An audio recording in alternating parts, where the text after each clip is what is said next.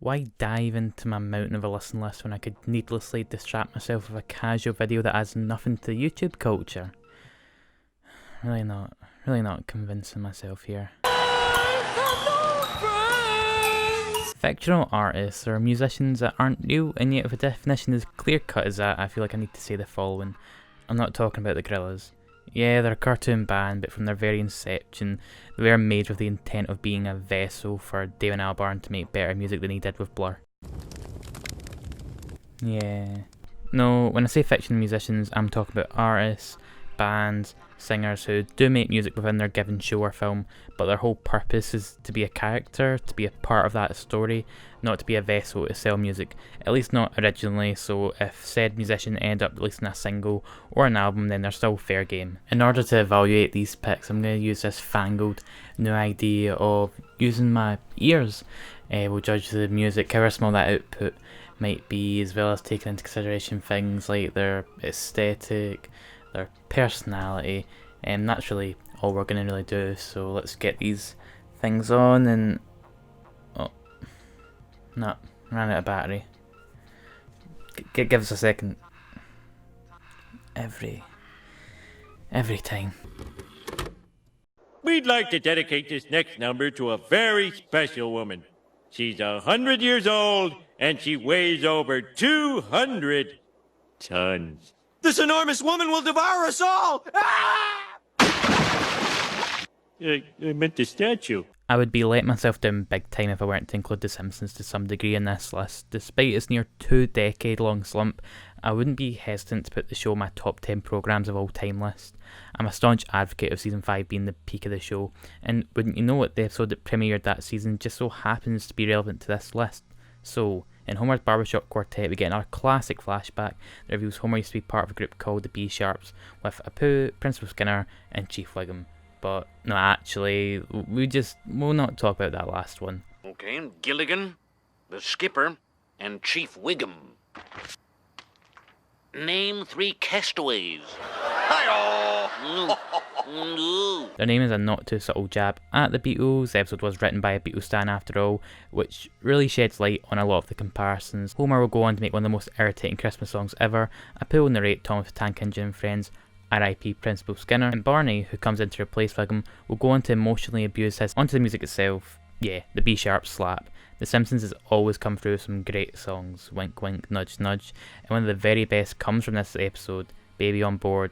An absolute, all you'd need is a lump of half-working guitars and drums to end up with a Blue Album B-side. Unfortunately, like so many before them, their own fame and funny foam got the best of the group, and after the avant-garde track that was number 8, the band closed shop. No, not without one big final show. And a 1, and a 2, and a 3. Boom, boom, boom. Baby on board, how I'm adored.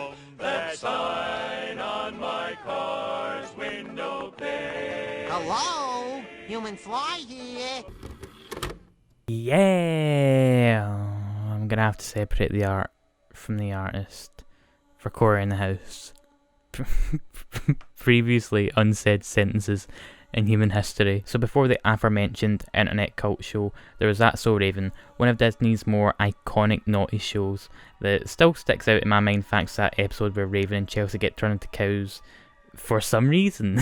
Corey Baxter is a titular psychic explorer, and he's undeniably a standout character, usually playing some sort of role in the show's funniest moments, despite the fact he's a filthy, capitalism-loving son of a... And boy, when I said The Cure were one of the most versatile outfits in musical history, they had nothing on these boys. My boys started off in that pop sound before trying their hand at hip-hop, only to appease a big DJ, only to go country. These guys were really getting out there for a trio of teenagers. Unfortunately, they only have one song, and no rendition is all that good. The hip-hop version feels watered down instrumentally, and the country rendition is just annoying. Sadly, this band would always live in the shadow of the one and only. Boys, we are the boys in motion. We give you our devotion. Boys, we are the boys in motion. I can't believe Baxter got the boys here. Boys, we are the boys in motion. We give you Now, there was a reason why I didn't specify games in this protocol, and that's really just because with your Parappa the Rapper and your Brutal Legends, you've not really got much to choose from. Most of the big gaming picks, when it comes to music, you've got your Guitar Hero, your DJ Hero, your Cowbell Hero. Not a very expansive roster to go from. But there is one fictional band from a game that, since I'd picked it up, I just haven't stopped thinking about. Let me be upfront here by saying that Night in the Woods is, at the time of recording, still part of my Switch's collection of games that I haven't finished because I'm easily distracted / don't want them to end. But lay off, because I really, really, really like this game despite that. In Night in the Woods, you play as May, a college dropout who returns to her family in town in the middle of God knows where, as you reunite with parts of her past as she struggles to handle her mental health, along with finding her place in life during the all too common millennial Generation X 20-something crisis. Who would call this game relatable, eh? Not me. Not me.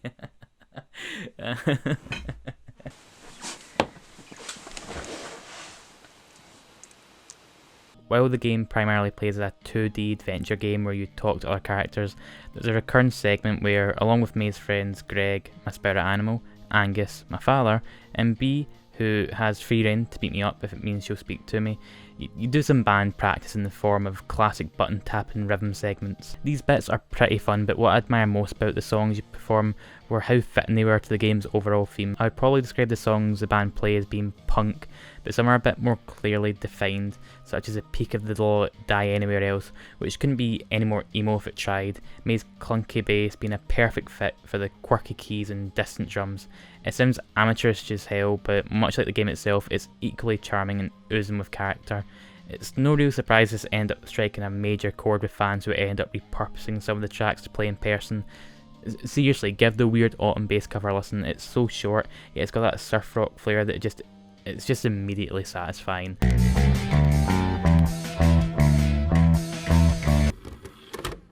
I would die for Lane Kim. Not in a Rivers Cuomo romantic sense, and I would happily break my own kneecap to see Kirby smile sense. But regardless, it's been 2 whole entries since we last had a middle class rock band, so let's have a glance at Gilmore Girls, a recent favourite show of mine that, had it aired nowadays, you would all be fawning over Luke Danes. I can imagine all the fan art, glitter and everything, but we're not here to talk about the hunky, not bald and coffee shop owner. We're talking about Hip Alien, a band that acts as a vessel for the aforementioned Lane to rebel with in a, yes, angsty fashion, but endearing one nonetheless. For the majority of the show, the lineup is Lane, Brian, Gil and Zach, a bunch of ragtag musicians who stumble their way through life for a good chunk of the show, and while their attempts are well intentioned and fueled by optimism, they kind of suck. Despite the show running for 7 seasons, it doesn't seem like at any point they get any better. Call that the writers just growing tired of it, or maybe it's the fact we just all wanted more hunk, look, dad, king, yes, slay. That's what it says in the script, people. You can't judge me for this. I'm just doing what I'm told. They do eventually pick up gigs and even go on a tour, though it is a tour of churches. But you know what? We all have to start somewhere. I'm sure that if The Cure started nowadays, they'd probably be performing in Lidl stores, you know. Oh, I'm sure that would have been a huge success. Okay, football fans, put your hands together for the Bikini Bottom Super Band! It's not a hot take to declare SpongeBob, at least during its prime anyway, to be one of the best shows on television, and an episode that shows just why this is has to be the episode Band Geeks. It's just chock full of great jokes, a genuinely entertaining storyline, and of course, one of the best fictional music performances of all time. There's just no denying how much of a blast it is to see Band Geeks go from mayonnaise playing doofuses to just full-on rock stars. It's something that's been etched in my memory since I was a kid, and it's just a total testament to how great Stephen Hillenburg's show was. I'm trying to be funny in this video, I really am, but this is just a really emotional performance. It is unlike anything else in a children's show. Oh, that reminds me. A few of my friends were telling me how back in the Super Bowl last year they were actually showing Sweet Victory. I don't really pay attention to sports or that, so do you want to watch it together? Like, it should be pretty cool. It should be pretty cool. And now, a true musical genius who needs no introduction.